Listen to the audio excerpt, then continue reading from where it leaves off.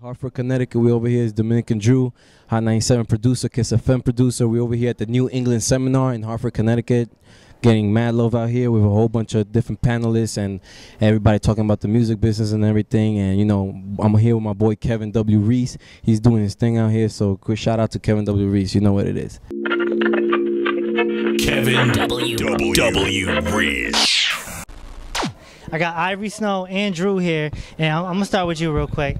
Okay, talk about your grind and how you came up at Hot 97 and what it was like to start, you know, here and then get to here. Well, the grind was real crazy because I started interning for Kiss FM morning show and Hot 97 morning show, so I had to be at work Monday through Friday at 5 in the morning. So that means I would have to wake up at what, like 3:30, catch the #2 train and ride it all the way down to the West Village. And then once you're in the building, it's about how much you want to learn. You know, you have to put yourself out there, because if you don't put yourself out there, you just come and go.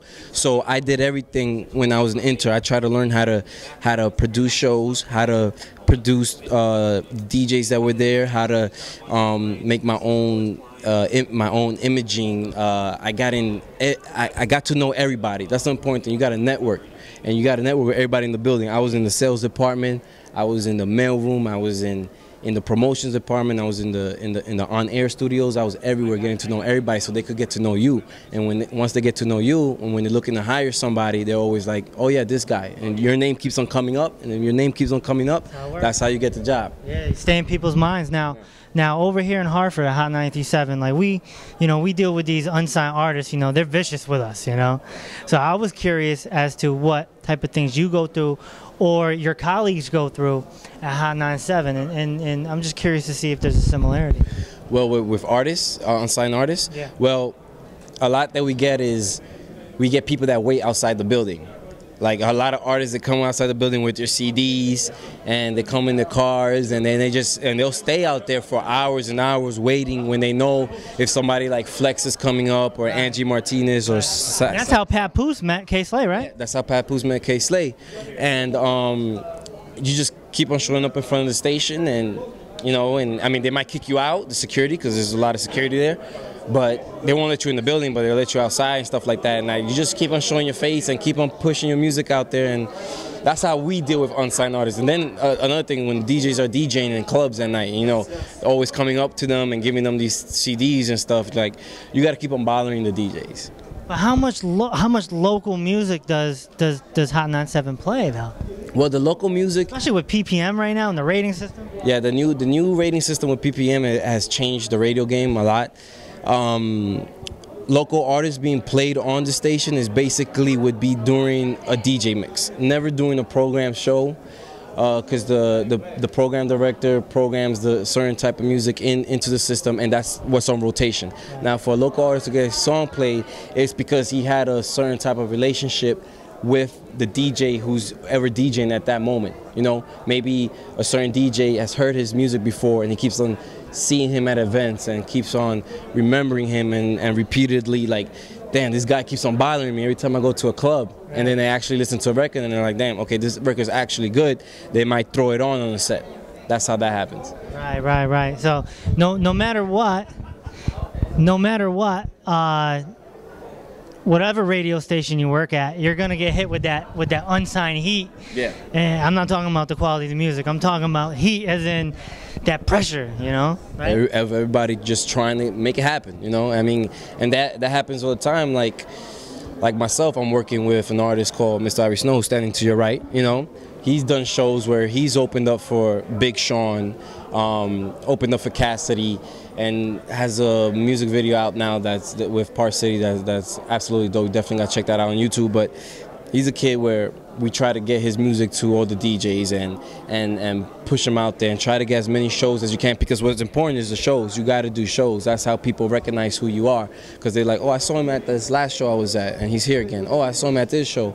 You know, you just got to keep on booking your artist or message to the unsigned artist. So just Google it, man. There's shows everywhere that you can go to, and just get up on it, man. Now, Ivory, how long have you been doing this for?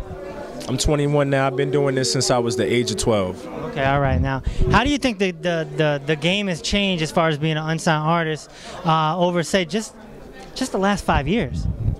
The game has changed pretty drastically, and it's actually a great opportunity for independent artists. You know, like a lot of labels are folding now. You just had J Records that just shut down, Jive Records that just shut down. So right now, like everybody who's watching this, you know, you in the right direction being an independent artist, because there's no middleman, there's none of that other BS. You're doing everything. Everything is in-house, and pretty much that's what we do. Everything in-house. I produce, rap, songwrite, engineer, and mix my own stuff, even master my own stuff. So, yeah. How important do you think the YouTube and the Twitter is? Oh, the YouTube and the Twitter is definitely important. I've had many label meetings before, and they've all said, you know, what's your numbers looking like, what's your following looking like, and that's what they want to see. You know, if a label wants to sign you, they're going to look at your background first. They're going to Google you. They're going to see who's following you. They're going to see who's checking for you, what clubs you've been at, if DJs are checking for you. So it's all about that one really huge following. Okay, now, Drew, this is your artist, right? Yes. Okay.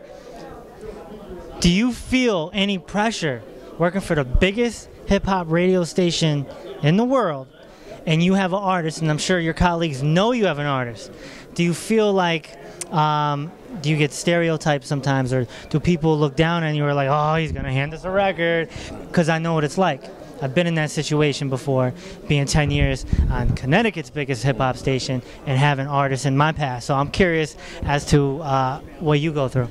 Well, what I go through is, first of all, I have a job to do. My job as a producer is to produce shows and get the job done. As long as the job gets done and we make the radio station sound and make it the #1 station as it's supposed to be, that's the main priority. Then my other priority would be such as having an artist as Mr. Ivory Snow. Now, the thing is, I can't just roll up in the station and start giving them his music every day and, oh, you got to do this, you got to check him out, I can't do that because I could get fired for that. You know what I'm saying? You can't. So everything I do with him, I don't do it towards the station. You know what I'm saying? I do everything out of the station. All the shows, all the performances when he opens for other artists, and getting him to like Source magazine meetings, record label meetings. I do all that on the side that has nothing to do with the radio station. I didn't get any of those connects from the radio station or anything. Those are just from relationships that I have built over the years of guests that we invite to the station, like especially if I do, because I produce Street Soldiers for Lisa Evers on Hot 97, and I'm always reaching out to get people to come on the show. So if I reach out somebody for Source magazine to come on the show, then I hit them up like, yo, that's when I start getting at people to push them out, you know, hitting up those parts. I never go to my job or to my program director or to the DJs and like, here, play this, because it's not gonna happen. So. And you have a clear understanding of that as well, right? Of course, yeah. When we first met up with each other, I'm like, oh man, you work for the station, like give this, and that. And then I began to understand, and of course, you know, as he explained earlier, there's like 50 other artists that's doing the same thing. So you gotta, and plus you gotta take a different approach anyway, you know? Yeah, so, yeah. And you know, also have the understanding that you're not competing with radio time from your peers. The other unsigned artists, you're competing with radio time with a French Montana, with a Red Cafe, you know, Uncle Murder, yes. And I'm competing just overall because I'm from Connecticut. Like being from Connecticut and going out to the tri-state and doing shows is just like, that's the competition right there. Because when people hear I'm from Connecticut, I don't know what it is, like in the tri-state, it's like this automatic shutdown. Like people just go deaf. They're like, oh, you're from Connecticut, oh, we don't even want to hear you. So I constantly go through that and I get looked down, but that just makes me go harder. Right. Well, I'm glad you guys showed up for the New England Music Seminar 2011. Hope you guys can come around for 2012, man. Oh, yeah, definitely. Appreciate the time, man. Kevin W. Reese.